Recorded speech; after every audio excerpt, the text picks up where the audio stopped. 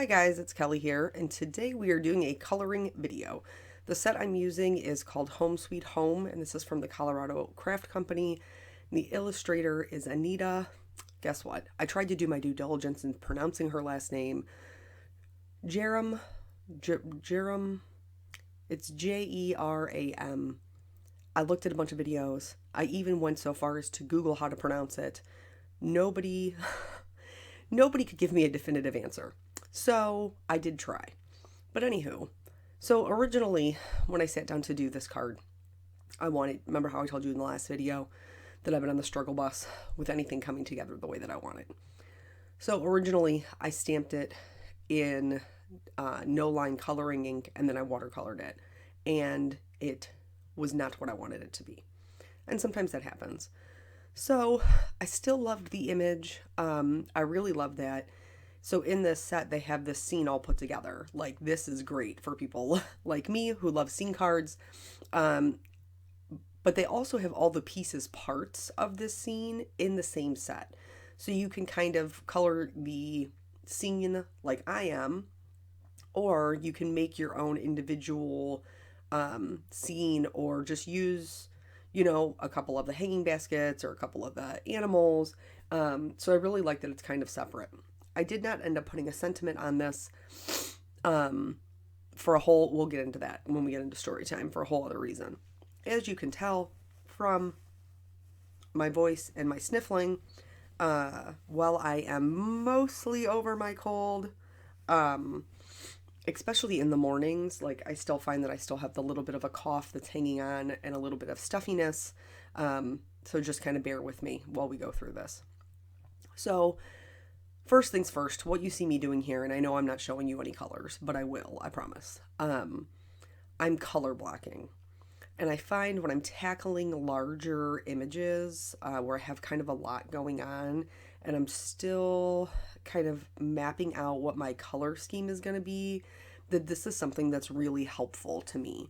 To just go in, lay down the lightest color, just so I can see how everything is coming together. So that way I can adjust any of the colors that I might not be happy with. I decided that for the background for the front of the house, I was going to go with just a neutral, which right now when we're going in with just the C1, it's going to look just like we have a dirty wall. I'm not going to lie to you. That's what it looks like. But we'll press on, and I promise you by the end of it, it will not look like it's just a dirty wall. It will have a little bit more dimension as we add colors and we layer and we go. So normally when I'm doing Copic coloring, if you've watched my channel, you know this. If you're new, I like to start with my lightest color and then go out to my darkest, and then darkest back out to my lightest. Sometimes when I am doing something like this, where I am kind of mapping out my colors and blocking those things out, I don't necessarily go in that order because I already have my lightest color down and it's completely solid. So sometimes I do start in with my darkest color. You do whatever works for you. Some people will find that they are not as heavy-handed and they can start with their darkest colors. The reason that I typically start with my lightest is it's twofold. Because I am very heavy-handed with my darks. I know that. Whatever color I start with first, I'm just crazy with it. I'm just putting it on everything, all over the place. But the second reason I start with my lightest is because if I make an error, or if I change my mind about the color, that it's much easier to cover up if I only have my lightest color down. And a lot of times when I'm going through, especially when I'm shading things, sometimes you're not 100% sure where the shading's going to go until you put it down.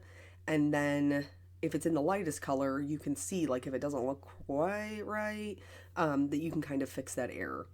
So that's what you're going to be seeing in the first part of the video. And then, like I said, we'll be adding more colors and more dimension, and we'll kind of do the back and forth like we usually do.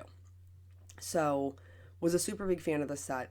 I did not put a sentiment on it because I'm kind of foraying into something new, which I'm excited about, but I'm also a little bit nervous about.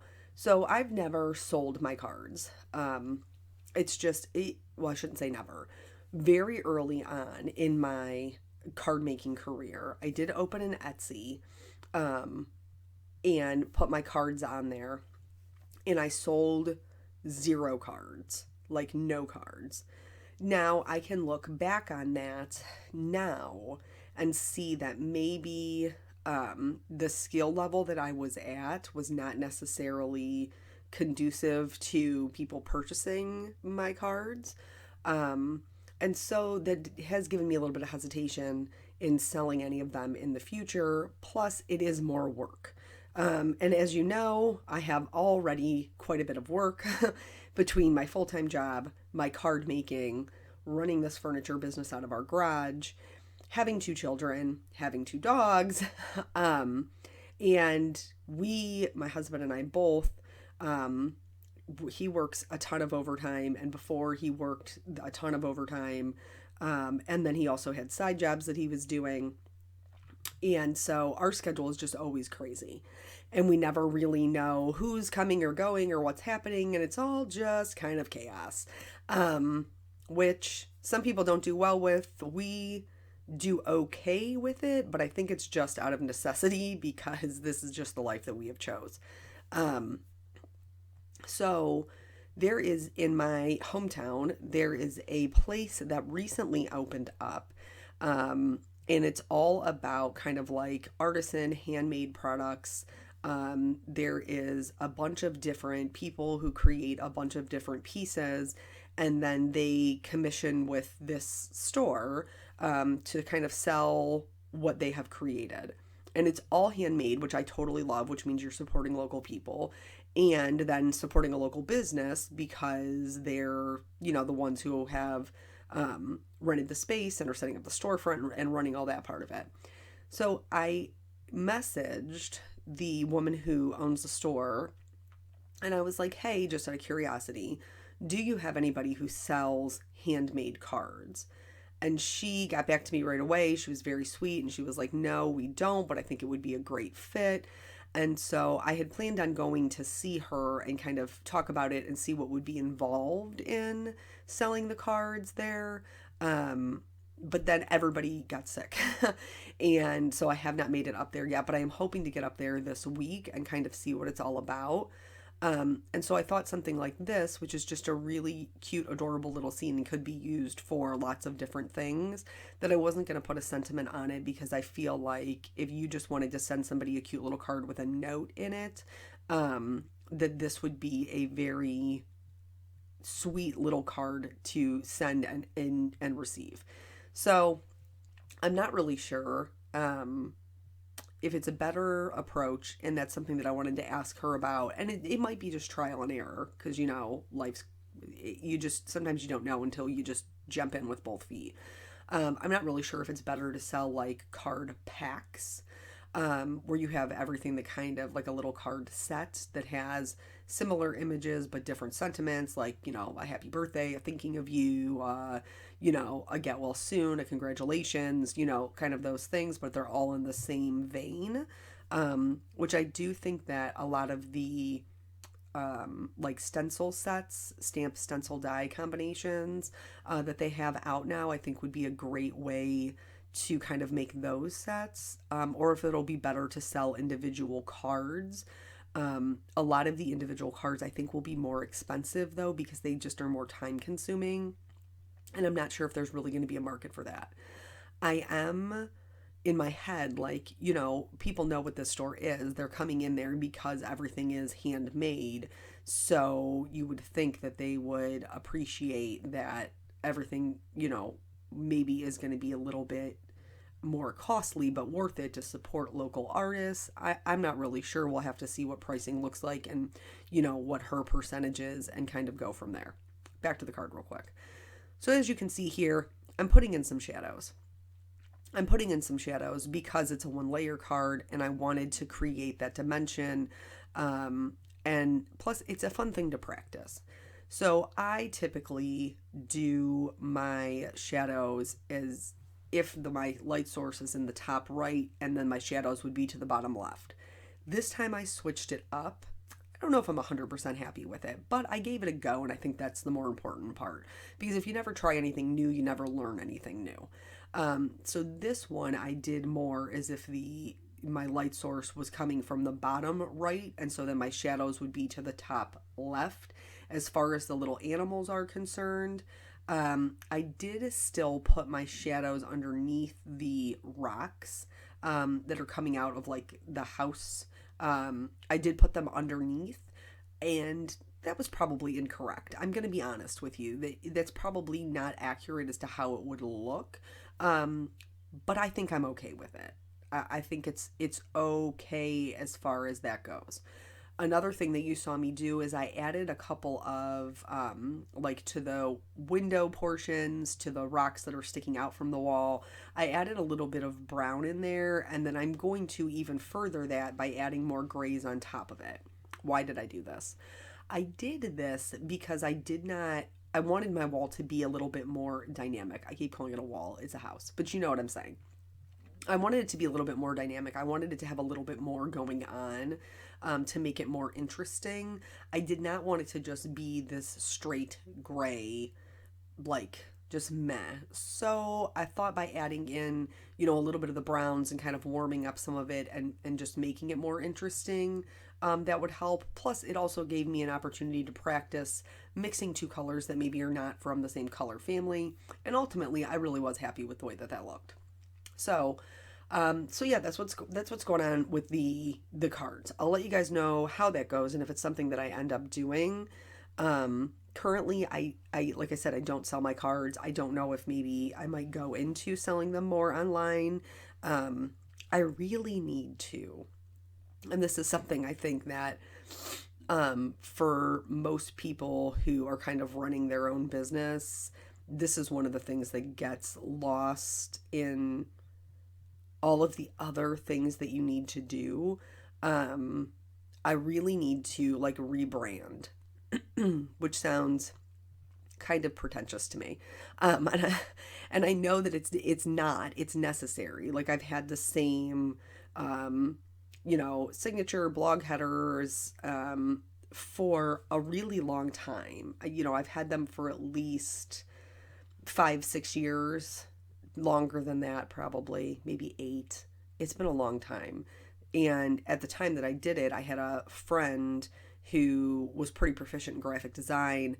And so I paid her, happily paid her to redo my blog, to create my end screen at the end of my YouTube videos, to create my signature, like all of these things. But like I said, it's kind of old, it's kind of dated. I need to redo that. I need to revamp my blog. And in doing so, I would like to put a store in there in the hopes that these online classes that we have talked about maybe doing is something that I will be able to actually do instead of just talk about. So yeah, those things I've kind of got going on in the background in addition to, creating content. For today, for example, is my day off. And so the first portion of my day was spent editing this video and now doing the voiceover so that I can get it posted on YouTube same day. And then I will spend the rest of my afternoon, right now when I'm doing this, it's like 11:30 in the morning. This afternoon, I was hoping to create something. On my longer weeks from work, because I am on that 12 hours, on my longer weeks from work, it is very challenging to get anything else done but like take care of my family, do your regular, like, and not even full-blown house cleaning, but just like your regular I need to survive things, like doing the dishes, cooking dinner, doing laundry. Like, we're not even talking about full-blown dusting, vacuuming, all of that stuff that you still need to do in your household. Just because I work, Saturday, Sunday, 12 hours, Monday, 8 hours, but I'm on night shift. So that means I have to sleep in Saturday morning, I have to sleep in Sunday morning, I have to sleep in Monday morning, and I have to sleep in Tuesday morning. So, like, and I say sleep in, which I shouldn't even say, because I don't like it when other people are like, oh, well, you sleep all day. You are correct, I do, because I work overnight. And so I mean, like, do you want me to call you at 2 o'clock in the morning and be like, hey, why aren't you up accomplishing things? Why are you sleeping all night? Because it's just different. And unless you've ever worked night shift, it's hard to understand. And even when you have worked night shift, sometimes it's hard to remember that the reason that they're like, I'm still sleeping at noon is because I didn't get into bed until 7:30 in the morning. So that is challenging. And then by the time I'm getting up, I'm getting up, I'm getting Peanut from school, I'm getting Caitlin from daycare or whichever one of our parents was watching her that day.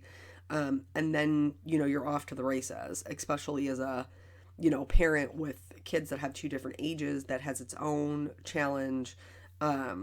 Whereas like Peanut needs to come home, typically grab a snack, knock out his homework. And then, I have to start making dinner, and Caitlin needs, to come home. Sometimes she needs to eat.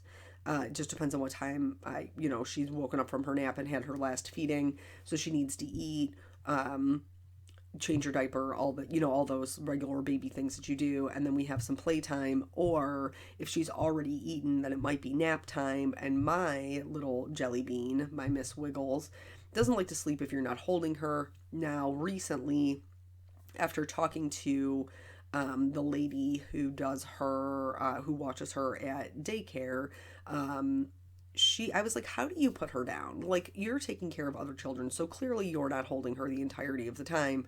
What's happening? How are you getting my child to go to sleep? Please assist me. And so what she does is she puts her in like her little chair, or she has a bassinet, and she goes, and then I put her blanket next to her. She likes to snuggle up with it, give her a pacifier, and typically she goes to sleep. Now, I will say the caveat that when you're putting a baby down, even though Caitlin's 5 months, yes, I said 5 months, can you even believe it's gone by this fast? She still should be put down with nothing else in her bassinet, and she should be laid flat to sleep. Now, when I asked her about that, she said after she falls asleep, like I just take her blanket, or it's a situation where she's sitting there the whole time. Like maybe the other kids are having quiet time and they're watching a movie. So she's sitting there, next to Caitlin and can keep an eye on her as far as the blanket situation goes. So I did try that, whether it was in her swing or in her little vibrating seat, and that does seem to work. Now, she won't sleep longer than 45 minutes, which is basically, a parent's nightmare. But it does mean that I don't have to hold her for that 45 minutes, and maybe I can get some other things accomplished. Back to the card. So here we're starting, we've been adding dimension to the door, the curtains, coloring those little accents gold for the animals. For this one, because this cute little kitty is all stretched out and, kind of pawing at the door, I thought it would be fun to add a little bit more coloring to their coat.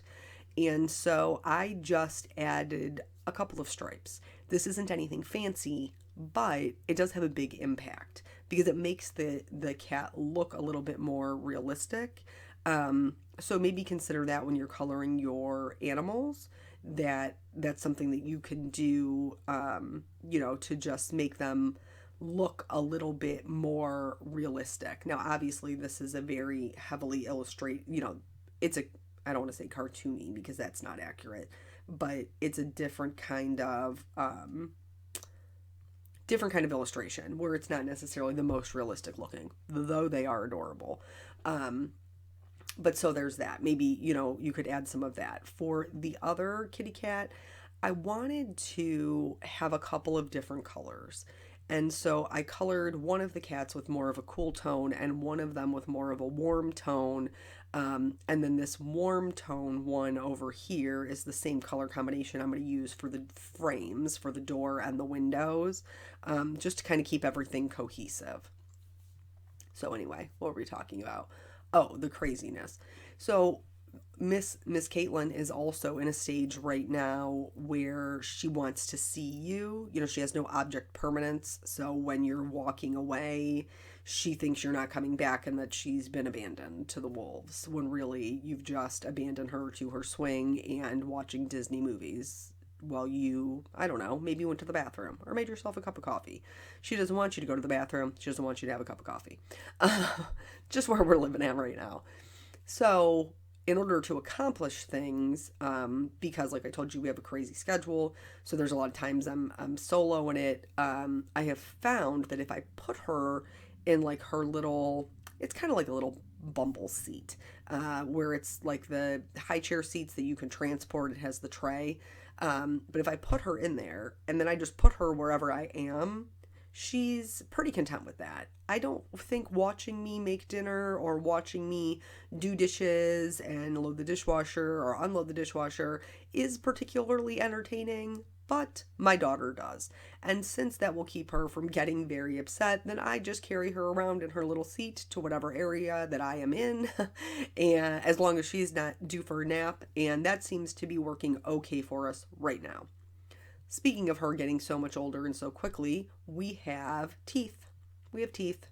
You can barely see them. They've just broken through her gums, but she has one on the bottom right and one coming in on the top left, which I think may be contributing to why we haven't been sleeping all that great in the last week or so. She's typically sleeps overnight. We are very blessed. I know that there are people who have young babies who are still not sleeping completely through the night, but mine is, thank God. But there's been a couple of times where she has woken up in the middle of the night where before she wasn't necessarily doing that. And she's been chewing on her pacifier like nobody's business, like snack time. She's doing really good with eating her oatmeal.